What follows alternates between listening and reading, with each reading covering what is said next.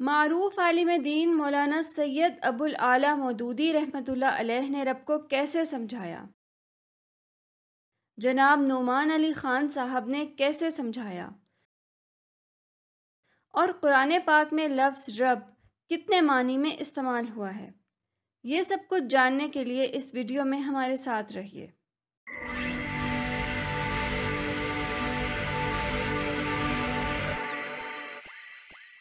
مولانا سید ابو الاعلیٰ مودودی رحمۃ اللہ علیہ نے اپنی کتاب قرآن کی 4 بنیادی اصطلاحیں میں رب کے 5 معنی بیان کیے ہیں۔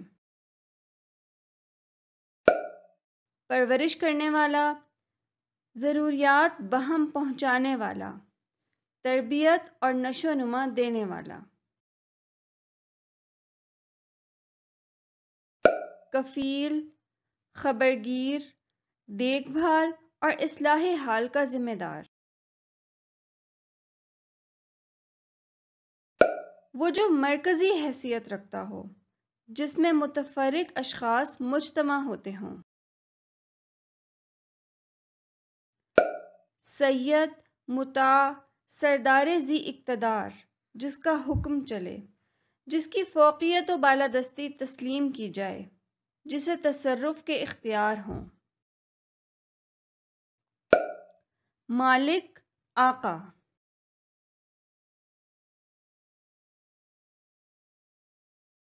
جناب نعمان علی خان نے اپنی اس ویڈیو میں بھی رب کے 5 معنی بیان کیے ہیں۔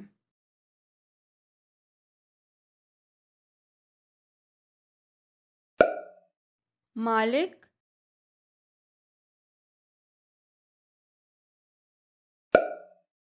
سید، سردار یعنی جس کی سربراہی ہو،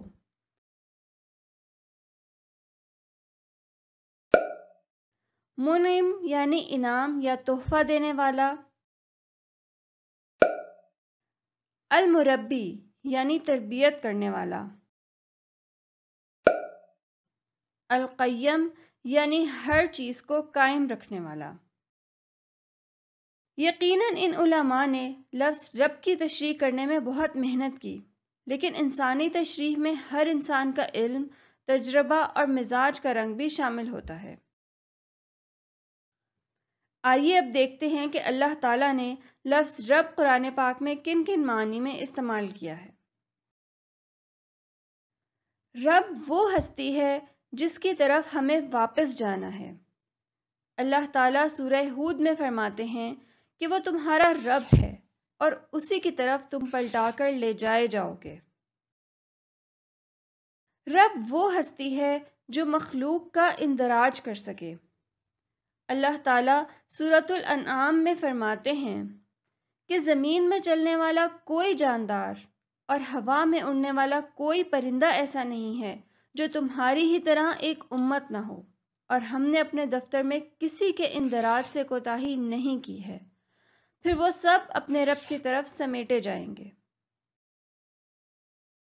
رب وہ ہستی ہے جو رزق دے سکے، رب وہ ہستی ہے جو امن دے سکے۔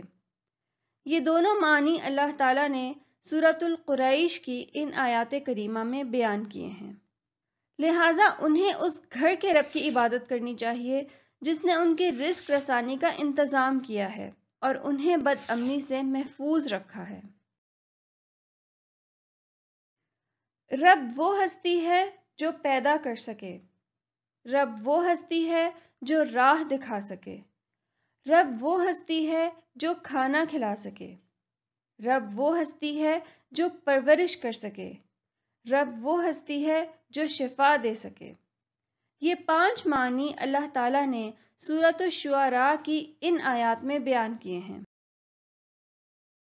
تمہارے یہ معبود تو میرے دشمن ہیں بجز رب کائنات کے، جس نے مجھے پیدا کیا ہے، جو میری رہنمائی کرتا ہے، جو مجھے کھلاتا ہے اور پالتا ہے، اور جب میں بیمار ہوتا ہوں تو مجھے شفا دیتا ہے۔ رب وہ ہستی ہے جس کے ہاتھ میں زندگی اور موت ہے۔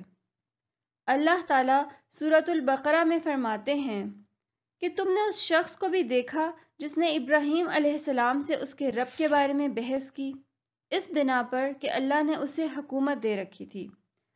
جب ابراہیم علیہ السلام نے کہا کہ میرا رب وہ ہے جس کے ہاتھ میں زندگی اور موت ہے، تو اس نے کہا زندگی اور موت میرے اختیار میں ہے۔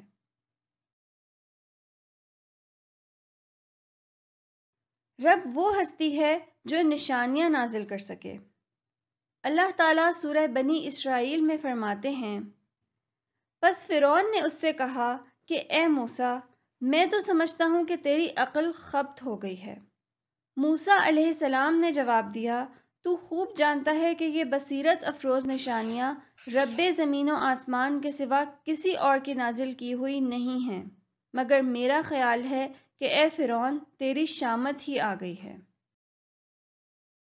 رب وہ ہستی ہے جو مصیبت دور کر سکے۔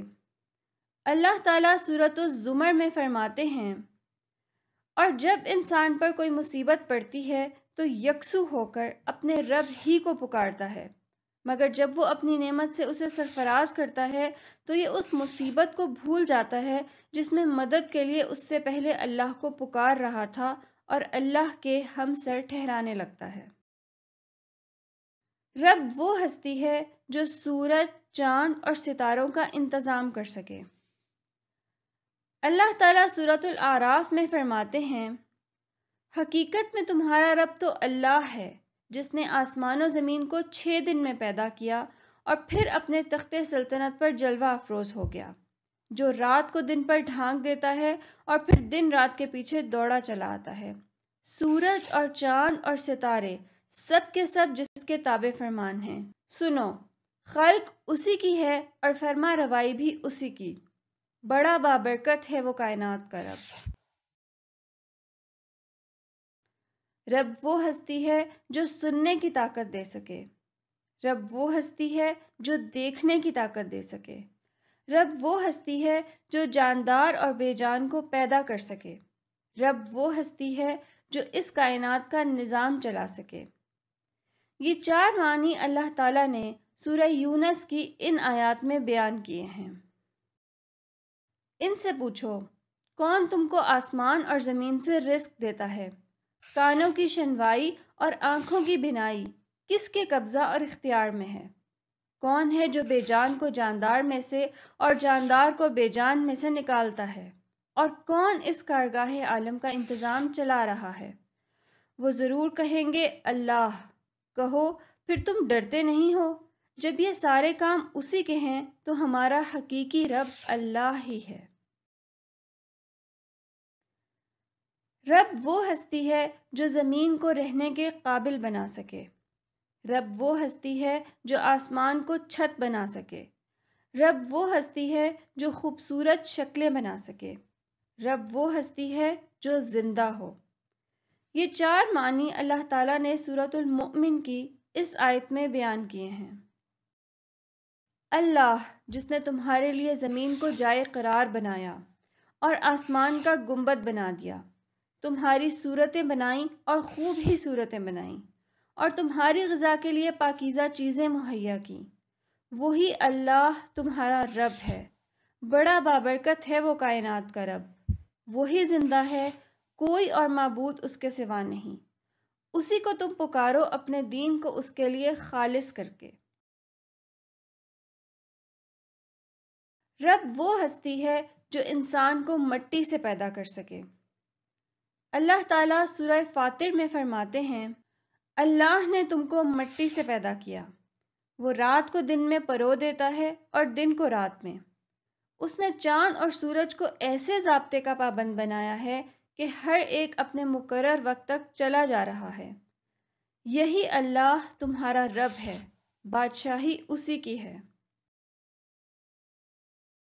لہٰذا اللہ کے سوا کوئی رب نہیں۔ اللہ تعالیٰ سورۃ الانبیاء میں فرماتے ہیں، حقیقت میں تمہاری یہ امت ایک ہی امت ہے اور میں تمہارا رب ہوں، لہٰذا تم میری ہی بندگی کرو۔ لوگوں نے اس کار ربوبیت اور اس معاملہ بندگی کو آپس میں خود ہی تقسیم کر لیا ہے، مگر ان سب کو بہرحال ہماری ہی طرف پلٹ کر آنا ہے۔ اللہ تعالیٰ سورہ آل عمران میں فرماتے ہیں، کہو، اے اہل کتاب، آؤ اس بات کی طرف جو ہمارے اور تمہارے درمیان یکساں ہے، یہ کہ ہم نہ تو اللہ کے سوا کسی کی بندگی کریں، نہ اس کے ساتھ کسی کو شریک قرار دیں، اور نہ ہم میں سے کوئی انسان کسی دوسرے انسان کو اللہ کے سوا اپنا رب بنائے۔ قرآن پاک ہم سے یہ تقاضا کرتا ہے کہ ہم ان تمام معانی میں اللہ کے سوا کسی کو اپنا رب نہ بنائیں۔ اللہ تعالی ہمیں اپنے حقیقی رب کو پہچاننے کی توفیق عطا فرمائے، آمین۔